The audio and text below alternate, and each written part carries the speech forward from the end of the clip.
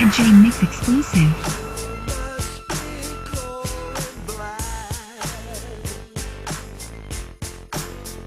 Hello all, it's J-Mix here with TupacNation.net. And this installment is the final part of our exclusive interview with Mr. Tony Green. Tony Green is an American-based legend with a career spanning nearly 40 years.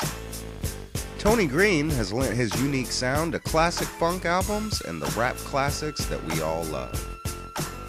In this final part of the interview, we talk about A Close Call at Death Row, Tupac being Wack, and Tony Green's beef with C.P.O. I want to thank all my listeners, and a special thank you to Mr. Tony Green himself.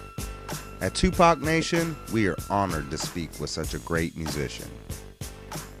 Without further ado, here's the finale with Mr. Tony Green.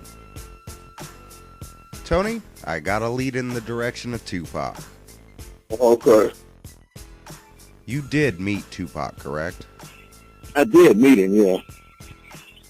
We had talked a little bit before about this. Did you just not like Tupac right off the bat? I had not liked him from, coming from New York, really. I didn't like none of his stuff. To me, he was mediocre at best, and then he got with us and with the leftover tracks and became a legend all of a sudden. But his other stuff, I didn't like none. Like that, I had that Apocalypse Now album, and that shit was great. That was just like whack as hell. So, to me, the fact that he came to Death Row and got on some banging ass tracks that was laying around, because he took all the tracks that was laying around and just started cutting on them. I just don't like people who don't appreciate what they got, man. Brother, I appreciate your honesty. I do. It's good that you're keeping it real. Truth is what we want to hear.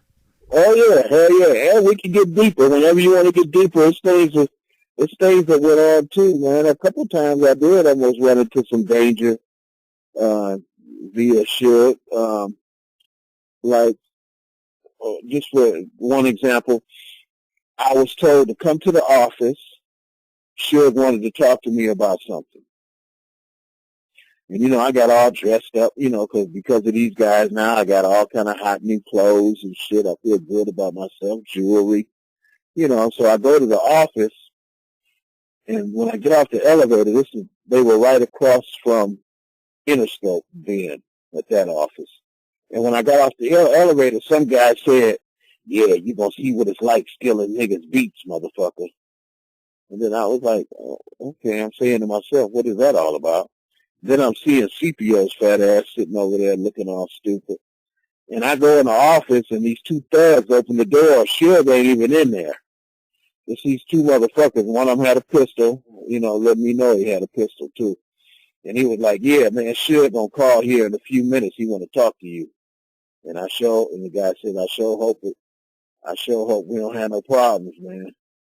And I was like, damn, so naturally my heart is racing like a motherfucker.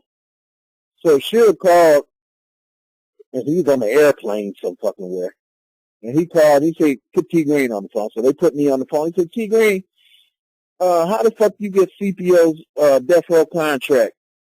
What you doing with C.P.O.'s Death Row contract, man? That's his business." I say, "I don't have C.P.O.'s Death Row contract." I said, "The contract that I got, the movie people sent it to me for the Above the Rim. I don't have his Death Row contract. I just got this Above the Rim contract." And he said, "You got his Death Row contract." I said, "No, I got Above the Rim contract." So he had C.P.O. get on the phone, and C.P.O. was like, "Oh yeah, this is my Above the Rim contract. I thought it was the Death Row contract." And then he was like, "Ain't that a bitch?" And he said, "Put T Green back on the phone." Then he said, "T Green, what's this that you stole the beat to C.P.O. song on Above the Rim? You stole the beat." I said, No, shit. All I did, I said C.P.O. had a song. I stripped it all the way down to the drums. And then I put 24 other things on the tracks. I said, it ain't one musical thing that he had on there but the drums. So I didn't steal the song. I made the song off of the drums. And he's like, and then he said, "Well, put Sandman on the phone." That was the guy who was outside talking about stealing beats. And Drake, and then Suge say, so T Green stole your song? Oh, no, he just stole the drum beat to my song. And it was like, well, that ain't stealing the song, man. They was talking about, and then Suge gave me the phone back. He said, all right, T Green, you can go, man. You can go. And I was like, man, ain't this a bitch? I'm just glad because it could have turned out horrible, man.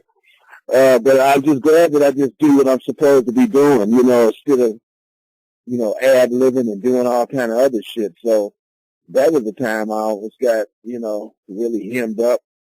It could have went nasty, but luckily I didn't have CPO death row contract, and I didn't steal the damn song that the guy was talking about. So, people don't get fucked up for nothing. That's why when Simone got beat up, I was like, nah, you got beat up because you had it coming. Because otherwise, yeah, anybody can get beat up. But after that, I never got hurt by them guys, and, I'm happy about that. In your opinion, due to the violence at death row and Suge's position of power, that he could have been involved in Tupac's murder? I think Suge was very powerful. I just don't know, how how do cars pull up and shoot? In other words, why do you put yourself in harm's way? I mean, he could have went in the gas station. Hold on, let me go get some gas, and go in the gas station and the car gets shot up. It seems to be more of some realistic shit than being in the car when it's getting shot up. So I don't really know. I just know that, you got to watch who you hang with, though. You know what I mean? I mean, even in Detroit, I watch who I hang with because, you could just be in the wrong place at the wrong time. So I don't really know, and like I said, Tupac's attitude, and then when I look back at what inspired before the shooting, I'm like, well, there you go. You fighting, you kicking somebody, you're doing all this kind of stuff. I mean, it's just going to bring about that kind of bullshit anyway. So what's next for Tony Green? What are you working on currently? Well, I'm always recording, man. I got 2,000 songs. That was another thing back in the day. They had me supposed to have stole some reels from Death Row. I don't have to steal no reels. First of all, I had 10 reels from fucking around with the Dramatics back in the day. And then, right during the time I got with Death Row, my best friend that was in California doing really great himself, his name is Vassell Benford.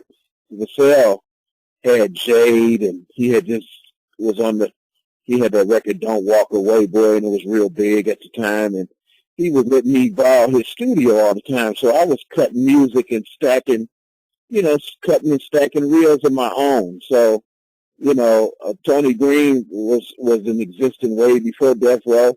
A lot of the songs that I wrote from the Dramatics are being sampled by a lot of the rappers. The Game sampled one of the songs, California Sunshine.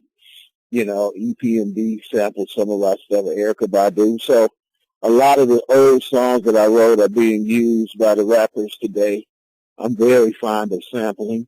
I like that people will use my old music and make them new songs, you know what I mean? So Tony Green is going to be all right. I'm always recording. I got a daughter that's 13. She can sing, play bass. I'm going to be behind her 100%, make sure she gets what she wants out of this because she really wants it. And she calls herself the real Tony Green because her name is just Tony Green, And I said, well, how are you going to call yourself the real Tony Green? And she was like, well, Daddy, your name ain't even Tony. She's like, your name is Edward Anthony. I was like, oh, shit, okay, you got a point.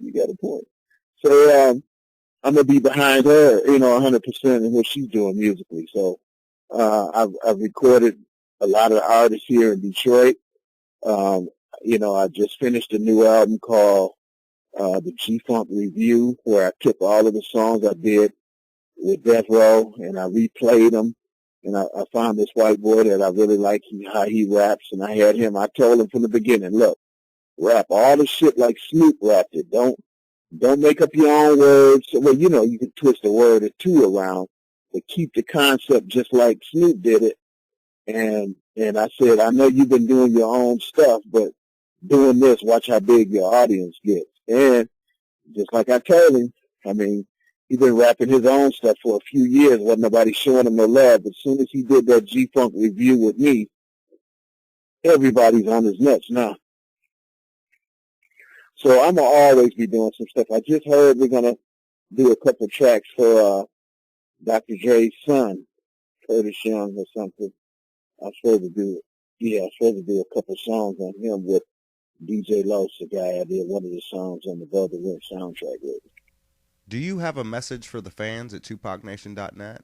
Man, yeah, just, hey, listen to all of that G-Funk, the bass lines back in the day, because they told me I'm the James Jamerson of hip-hop, which James Jamerson was the bass player that was the Funk Brothers that did all the Motown stuff. So I do know I'm playing on about 100 or 200 songs from the West Coast, from Indo Smoke to, Gin and Juice to all of these different songs, man, that the bass is loud. The Twins, Five Footers, the damn Dog Pound. Just keep listening to that music, because that's when music was good. I mean, now you got, drum machines and, nobody's playing real music. So, if you want to hear good music, just keep listening to that 90s shit, because that's when the music was pure. It's raggedy as hell now.